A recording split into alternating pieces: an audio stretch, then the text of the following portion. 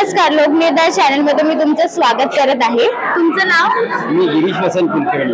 आजच्या कार्यक्रमाबद्दल तुम्ही जरा सांगू शकता? हो, आजचा कार्यक्रम आमच्या माऊली ट्रस्टतर्फे आषाढी वारीची माहिती पूर्ण द्यावी, कधी असावी, काय असावी, आषाढी वारीचं एकत्रित काय महत्व आहे आणि आषाढी वारी आपल्याला प्रत्यक्ष वारकऱ्यांच्या रूपामध्ये कसं पांडुरंगाचं दर्शन घडवते, अशा प्रकारची ही वारी आणि त्याचं महत्व आजच्या या कार्यक्रमामध्ये माऊली ट्रस्टतर्फे सांगण्यात येणार आहे। आणि आम्ही सर्वजण माऊली ट्रस्टचे सर्व सभासद हिरिरीने उत्साहाने दरवर्षी कित्येक वर्ष भाग घेत आलेलो।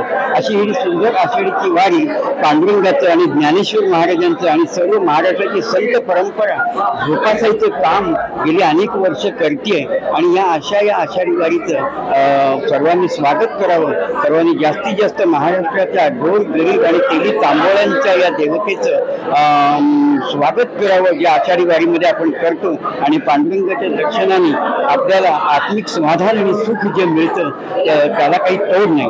आणि अशा या आषाढी वारीचं महत्त्व आजच्या या कार्यक्रमाचं अत्यंत महत्त्वाचं असं भाग या कार्यक्रमामध्ये असणार आहे। सर्वांनी याच्यामध्ये अवश्य भाग घ्यावा। आषाढी वारीमध्ये सगळ्यांनी जास्तीत जास्त लोकांनी यावं आणि अशा प्रकारचा कार्यक्रम उत्साहित करावा, गुणित करावा, अशी मी पांडुरंगाच्या चरणी प्रार्थना करतो आणि धन्यवाद देतो सर्वांना। दोन शब्द संपवतो। नक्कीच, धन्यवाद।